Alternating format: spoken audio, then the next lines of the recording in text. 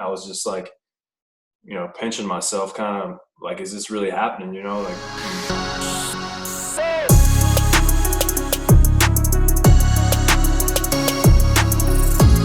All the stories out there, we all know that Tulo was your guy. Like, that was the guy that put his arm around you and helped you get to where you wanted to be and help you become the player that you wanted to become. Was this kind of, did it start in the minor leagues? Was this when you got to the big leagues? Was this after your first year? yeah, actually, Tulo reached out to me the night that I got drafted. So that was super special. I thought, kind of shows the type of leader that he was, and the kind of guy that wants to win. He had no business reaching out to me, at that point in my career, and also a young guy who plays shortstop. And yeah, man, he reached out and was like, hey, welcome to the organization. Just kind of said welcome, and hopefully we can be on the same team together, trying to win some games. And man, that meant a lot to me, and kind of just set us off on the right foot. And yeah, it just kind of evolved. Over the years, we stayed in touch. And before my first big league camp, I went out and worked out with Tulo in Vegas, and man, I'd never seen anyone work like that. And just the intensity that he had, man, was incredible. And we pretty much were doing two-a-days, and that was, yeah, it was incredible, man. And I was like, I had never seen anyone work like that and with that type of intensity. And so I'll always remember that, man. And I'm forever grateful to him for inviting me out there and kind of showing me the way that, what made him the best shortstop in the game there for a while, I thought. I mean, and you clearly hung on to that, because I think we don't need to beat a broken record, even though I love the record of the most home runs in the first 6 games. You obviously held on to that all the way through. But I think what was so special about your run to start your career was how difficult it was and how easy you made it look. So kind of what were you telling yourself? Because it looked like you were having fun while you were doing something that nobody ever had done in the history of the game. Yeah. That was such a special time, for me and my career, my wife and my whole family. We were just talking about it the other day, actually, me and my wife, and we were saying, man, because they replayed my debut game, and we were watching it, and we were like, man, like, it's hard to believe that stuff happened. It seems like forever ago, but we remember the memories that we had and the feelings that we had, especially during that first week. I was just like, pinching myself, kind of like, is this really happening? Like, I would sit in the, hotel room or sit in the restaurant, of the hotel, and just be like, we were kind of speechless. We didn't know what to say, but we were just trying to really stay in the moment and enjoy that as much as we could, because I think we realized, that this doesn't happen all the time, and we want to, remember this and cherish this for a long time. And I mean, that's so special with Mally being able to be there, your whole family, and not only to now rewatch it, because I think you kind of hit the ground running and you kept going. You never really stopped, which we don't have to get into that because the future is going to take care of itself.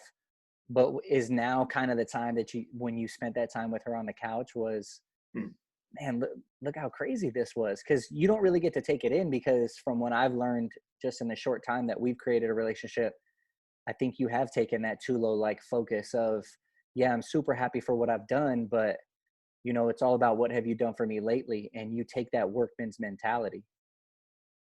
Right.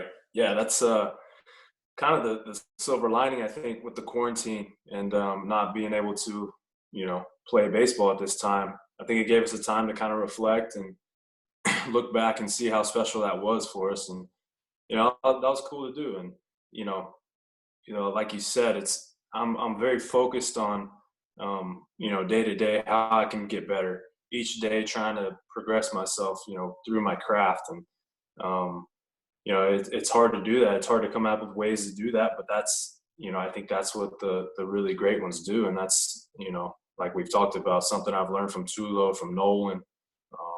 That focus is so apparent to me. And I saw that from the beginning, and I was like, man, that's how I want to be. And once I started kind of taking that mindset of, each day I'm going to try to get better. Each day I'm going to, get 1% better, because, I feel like at a certain point, you're not going to get like 5 to 10% better. It's just those 1%, over a course of, 2 weeks, then, you kind of see they're very small, subtle differences, but they pay off big in the long term.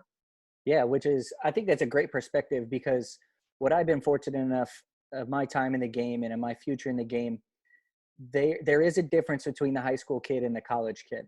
And it has nothing to do with ability, because like yourself, there's so many talented high school kids across the country, but the learning curve is a little bit wider when you get drafted. So for you coming out as a high school kid and you having to kind of pick it up faster, because you're going from a shorter season and now you're going into pro ball, and whether they throw you into short season or not, you've never experienced anything like that at all. So how have you felt like your game's evolved? Where has your game evolved from that moment that Tulo called you on the first night and was just like, hey man, I hope we could play together? Yeah. Um, yeah, I think, jumping right into pro ball pretty much out of my senior year of high school was the most challenging thing that I've had to do. Because, I skipped my college years, and, I feel like those are your first years, on your own, trying to figure out how to pretty much live life and survive. And, also trying to play pro ball with, a talent level that you've never seen before. That's, way better than you expected. And yeah, it's a little overwhelming for sure. But I think that, that first experience helped me grow up. It forced me to grow up really quick. And I'm very thankful for that. And I think, I look back at my time in the minor leagues a lot, because, it makes you appreciate where we're at now. And, it's pretty easy to take that for granted, and it's such a special thing. And looking back, in the minor leagues, riding the buses, doing all the grinder stuff, and man, it makes you appreciate it and be more hungry each day. But yeah, I think my game has evolved the most. I think consistency wise, I think that was the name of the game for me. I was, when I was young in my career, I would always show flashes of, being good or what I wanted to do on a daily basis. And it just wasn't there every single night. And I think once I kind of got into the mental game and, realized what it took every single day, mentally and physically, to be a good baseball player, I think that's when I started being more consistent. And that's where I've evolved the most. And then what would you say, how did you attack that? Because not everybody can, you know what I mean? Not everybody can take 19 years old, at 20 years old, hey, Trev, you're not going to be able to do this in the big leagues. You're not going to be able to do this if you want to keep playing. And not everybody can swallow that pill. So how did you attack it? Yeah, that's the tough part, I think, because, you don't want to stray from who you are as a baseball player. You want to know your strengths and stick to those strengths, but you got to be honest with yourself. You have to be a good self-evaluator. And, you have to talk to guys. You have to have like mentors in the game, like, that I had with Tulo and Glenn Allen Hill, and, Nolan. Nolan's been a mentor for me now too. And, having those guys in my corner, at a young age, I felt like I could lean on those guys. And if I was unsure about something, then, I asked Tulo or I asked G Hill, and these guys were, they 99% of the time they pointed me in the right direction. I think having mentors like that and having people that you trust, because man, no good ball player gets to where they're at by themselves, and there's a lot of dark times, and I feel like having those people in your corner is the most important. Yeah, there might be more dark times than light, right? Yeah, for sure. Honestly, if we put together of your highlight, that's 2.5 minutes of you going bonkers the moment you put a big league jersey on, what the highlight would look like from the minor leagues. You know what I mean? Let's show Trev when he's 18, 19, 20, 21. Let's show those ones. And it'll be like a 2-hour long documentary. That's what people don't understand. They don't understand Right. that when there is light, that light is it's fleeting. And that's kind of, as athletes and as a budding superstar like yourself, those are kind of the things that you push for so they could become more consistent. And yeah, you didn't go to college. Where did you sign somewhere? I did, yeah. I was signed to go to LSU. Ah, that's why I figured there was the tie was somewhere. I knew you committed there, but I always enjoy hearing the player's perspective on the story because I could read it in a piece of paper, I could read it online, but I like to see the player light up when he gets to tell a story about maybe what went in his way down the line. Right. Yeah, that was I grew up like a diehard Texas fan, and um, they didn't really recruit me out of high school. I guess they already had their shortstop signed in our class. Who And, was it? it goes Matt Dean. He's actually from the Dallas area. Oh, never heard of We him. know him a little bit. And I forget else, but yeah, man, I was a diehard Texas fan. Wanted to go there, and they pretty much didn't really recruit me, so I shifted my eyes somewhere else. And I was after LSU beat Texas in the '09 World Series, I think it was. And that school looks fun to play for. I went on my visit, and I was like, man, this place is incredible. I've never seen anything like it.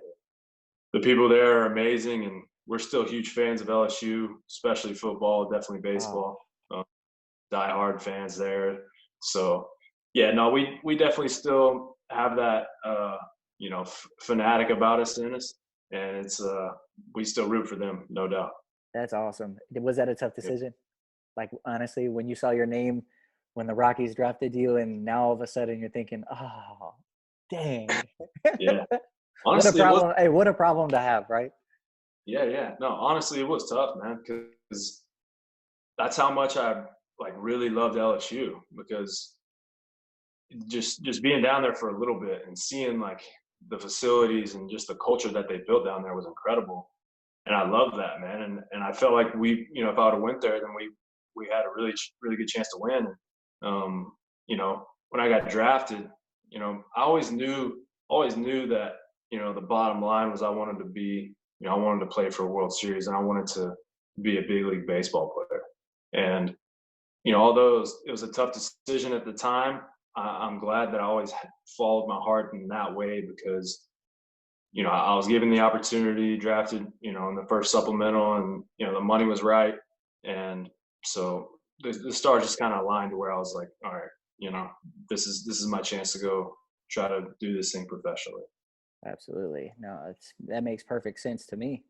What I'm trying to make sense of is who's got more swag between you, Cargo, and Nolan. Because I think when we Ooh. played against you guys in spring training, the cleat flow, the BG flow used to blow my mind. And I get it. I'm like, dang, when I was on my Nike deal, I didn't get a nice little accent on my swoosh. Like, what the heck? Yeah. I know, man. That was the goal. Trying to got to keep up with those two guys, especially Cargo, man. He's just flowing, head to toe, just dripping. And but I think it's just natural. That's kind of like that's our way of expressing ourselves out there on the field. And you feel good, you play good. I truly believe in that. You do a little extra edge. Confidence is huge in all sports. Oh, no doubt about it. Which most people don't realize, though. They always cone Dion.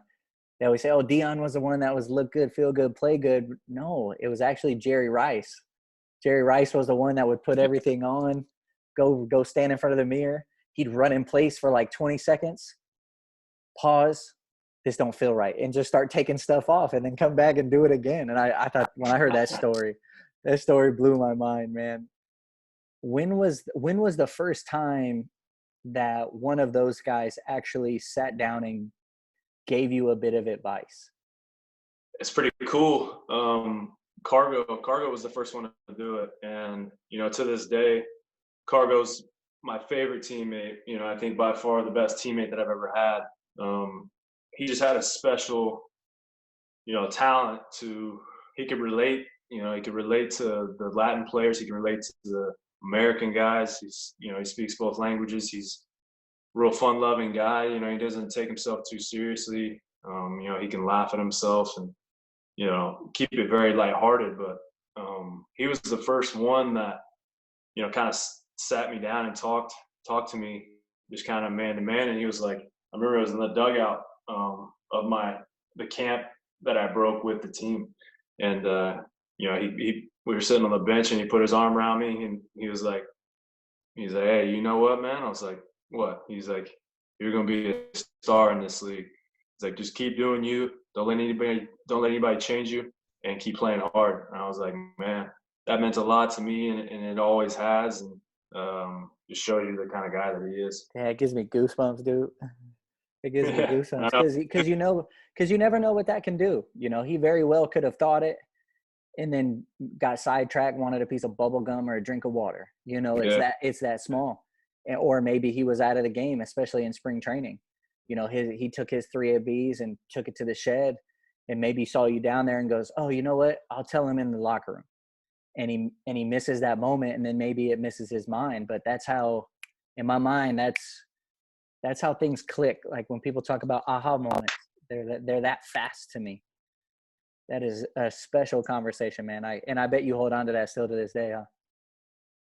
Oh, dude, for sure. Yeah, he'll never know how much that meant to me, and man, it gave me a boost for sure. And those guys had a lot to do with me coming out of the gates the way I did. They built me up, so well, and I appreciate that big time. Yeah, and you came out the gate firing, but you came out the gate firing, was it with an old hick? Why old hick, man? You've swung old hick since day one. Oh, There's not a lot of guys in the league swinging old hick, man. It's kind of a lost art bat. Yeah, there's a lot of guys that are raking with old hick now. It's like, let's see, I know Trout swings it. Yeah, well, you got Trout, Nolan. We're pretty much old hickory. Charlie swings it too. Yeah, you guys are team old hickory. Iannetta swung old hick too. Yeah, I think it was a comfort thing for me, man. I remember swinging it in high school during all the wood bat tournaments. Down in Jupiter, I ran into an old hick that I loved, man, and I was just banging with it. And is that the MH1 that you swing? Yeah. You know how it is, man. I once you run into something that you trust, and it's hard to get away from that. And I kind of switched, jumped around just to kind of test the waters in the minor leagues. And I think my first year in AA, from then on, that's all I've swung. So yeah, for the past pretty much 8 years, that's what it's been. And man, I think they're the hardest wood out there, and I trust them more than anybody. So there's a lot to be said for that. That's awesome. And when you do grab a bat, when you mentioned, what does a good bat feel like to you? I think that's the hard part. You know what I mean? Because people think, oh, this barrel color is so sick, this handle's sick. People get lost in all that. What does a good bat feel like to you? Yeah, to me, everybody's different, obviously. Of course. Everybody has different preferences, and feel is such a crazy thing in this game, and it's so important. To me, just the balance. I have to have a balanced bat. The ML1 that I use is so balanced. It's a M110 head with a 271 handle. So 271 I think is the most balanced, and so it's pretty much that, just with a little thicker head, thicker barrel, and man, it's so smooth to me. Right when I pick it up and you just do one of these moves, you're like, oh yeah, that's it. You're like, we're going with it. I'm good. Yeah. That reminds me. I'll tell you a story. My rookie year, I had like an 8-game hit streak, and so I didn't play every day. I was kind of the guy that played against lefties and spelled someone when they needed a day. So for me, that 8-day hit streak is like a 2.5-3 week span in my everyday. And I'm hitting ninth, and I had run into it was a Louisville at the time, because I swung mostly Victus, but I bring my bats out and I had my Black Beauty, and she's sitting in the bat rack, and I don't hit usually till the second or third. If we have a lightning game, first or second, I'm perfectly fine with that. Elvis is leading off, and Elvis swung SSK all the time, but he swung two-tone bat. Yeah. And I'm watching him hit as he's leading off the game, and I'm watching the pitcher, and I just peeked at Elvis. I was like, oh, nice. He's going with a black bat today.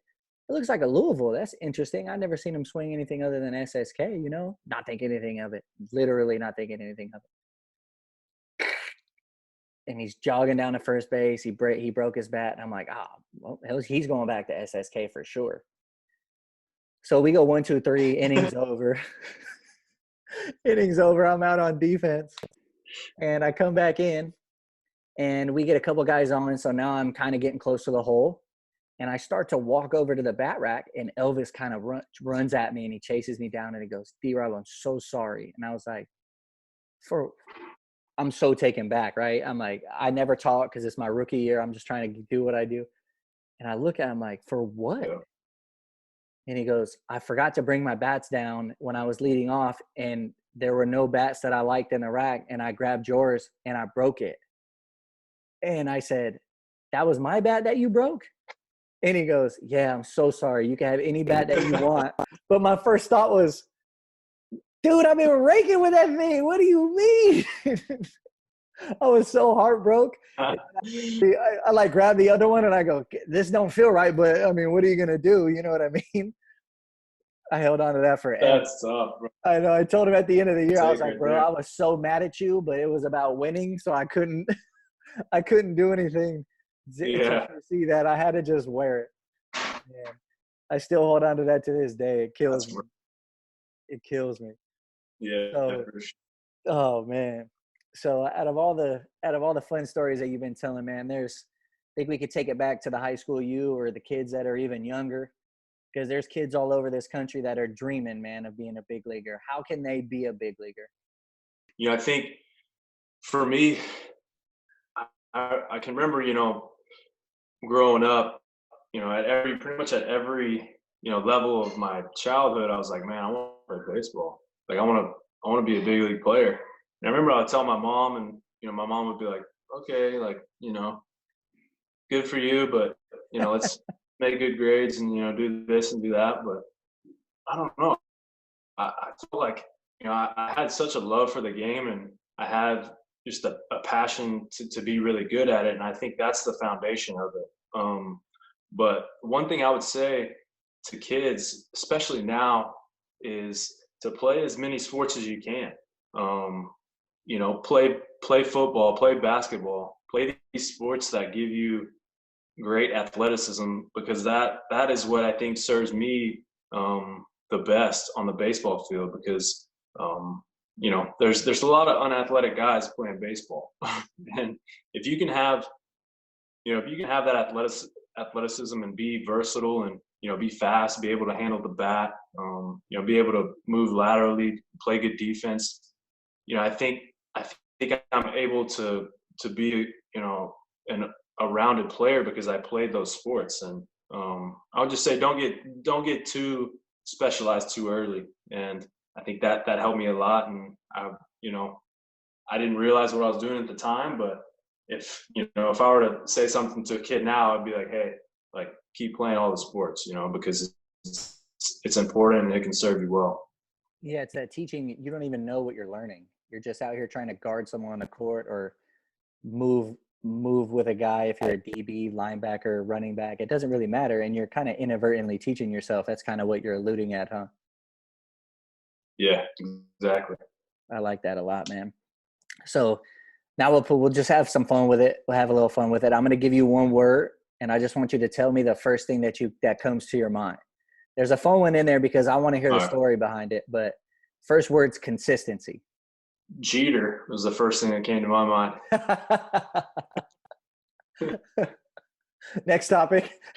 I mean, it doesn't get any more consistent than that, right? I mean, that's it. Did you grow up watching it? Was that the guy you watched all the time? I think that's the guy all of us watched. My all-time favorite player, Derek Jeter. The captain, just kind of his whole persona, the way he did it, man. I don't know if anyone did any better. And just his consistency was off the charts, and consistency over a long period of time. That's what greatness is. Have you had a chance to run into him at all in your career yet? I haven't, man. I've been looking forward to it, and the paths have just never lined up, but I'm gonna make it happen. Yeah, we got to put that out, and we'll put those good vibes out into the world so that can happen. Yeah, we'll make it happen. that'll be a special moment, man. I think as the world keeps spinning, the baseball players keep cycling through. I think when you get a chance to meet people that you've looked up to your whole life and you realize how personable they really are, Right. it changes you, man, in all the better way. And I wish that for you. So we'll put that out. We'll put that out. Good juju out into the world for that. Yeah. Appreciate it. So the next one's toughness. Ooh. Toughness. The first thing that comes to my mind is like durability, like, you know, playing every day, you know, guys like Beltre playing through, you know, crazy injuries. I think that's the biggest sign of toughness to me is playing through, you know, times where you could easily just kind of, you know, shut it down and be like, let someone else play. But I think Beltre is the first kind of thing that rings in my mind for that. That's a good one. The next one is your player's weekend nickname. Just true. Yeah. True. I got that nickname from Vinny Castilla. Yes. One of the Blake Bombers, man. He's awesome, man. One of the best guys that I've met in baseball. Such a great guy to have around, and he's given me like 3 or 4 nicknames, but he'd always call me like Thunder Hands. You know, sitting at the cage in BP, he would call me Thunder Hands, and then one time, like, I was just taking BP, and he was like, he teed up someone next to me. He's like, "Hey, you know who that is?" And they were like, "Yeah, that's Trevor." And they're like, he's like, "Nah, that's the true story right there." Oh, okay. Okay, true story. Okay. I love that. And that's the thing is he's in that era. I love what they've done to Players Weekend, but I wish it was a little bit bigger because getting a nickname, that is the ultimate. Actually, Gomer on our last episode of the Spark, we talked about it because he played with Fred McGriff. So he played with the Crime Dog. And we talked about the ability when you get a legit nickname, that's when you know you arrive. And I love that. True story. That's good. That's a good one. We kind of touched on this earlier, but I think it's a fun one. That's my favorite one for sure. And yeah, he's good with that stuff, man. He's good at that. He's just off the top of the dome. I love that. Yeah. Okay, the next one's debut. Ooh. Nervous. You know how it is, man. It's like you dream your whole life of what it's going to be like, and you're just trying to like suppress those nerves as much as you can, and it's impossible, man. It's impossible. And I was just so jacked up. You know, my first at bat, I toe tapped, and I don't toe tap. Like I was just trying to be so ready so early, you know, and I toe tapped all so early. It was crazy. But yeah, the nerves, that's definitely one that comes to mind. That's a good one. Last one, playoffs. Oh, the best. There's nothing like the postseason in the MLB, man. It's the intensity is incredible. Every pitch, you know, you feel like is the last pitch of the world, man. It's so intense, and that feeling, man, makes you crave that. And once you're there, you know, we made postseason 17 and 18, and you know, not making it in 19, man. It's just such a bad feeling. Like you miss that, you crave that feeling so much to compete, you know, with the best, and just the atmosphere is incredible. And man, I can't wait till we get back. Oh man, I can't wait to watch you win it. I can't wait. We talked a little bit earlier. You got something you work alongside with, Giving Soul. Why don't you tell us a little bit about that and what they're doing right now?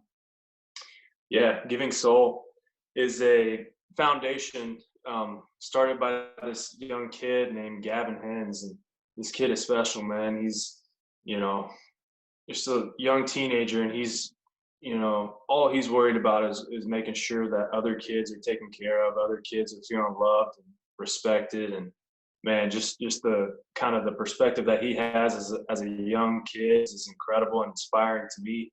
And you know, me and my wife kind of came across his Instagram you know, a few years ago, and we were like, we want to support this kid. You know, we feel like this kid's awesome, and so we partnered with Athletes Brand and Giving Soul, and I'm a big sneakerhead myself, so we designed a shirt to give foster care children, you know, brand new shoes of their size of whatever they want. And that was something that, you know, always hit home with me. I always looked forward to having, you know, brand new shoes every time report card came out, and that was you know, something that kept me looking forward to the next one, and you know, it gave me incentive, and so we thought we could just kind of give that experience back to these kids, and they're doing a great job right now. You know, during this COVID-19 quarantine, and yeah, just Giving Soul. You know, they're helping kids right now, so anything helps, man, and they're very appreciative. Yeah, we'll put that in the underneath the video. We'll get it all lined up. We'll have all the information so that way people can find it and find you and find what you're doing. And we'll get the Instagram pages so that way people can get the full picture of what's going on and how they're doing it. So how people can get involved. But as a sneakerhead myself, man, it's just special. You know, you can't dive too much into it because it's just the way it makes you feel, man. And sometimes words aren't enough to describe that. Trev, man, I can't thank you enough for taking the time. I'm sure Mally wants to hang out with you all day long. At least I know my wife does. So I appreciate you coming on here, man, and taking the time to answer these questions and just for being you, man. You know, I don't think I touched on it earlier, but I know you influenced me from afar. You know, watching you play, watching you hit, I picked up a few pointers of how maybe I can approach things. And I know you do that for thousands of people across the world. And I know you taking the time is just going to help another young ball player. I appreciate the opportunity. Much respect to you, and you know, all that you do, man. So I appreciate us trying to grow the game, especially in this time. Yeah, man, we're in this together. I appreciate you.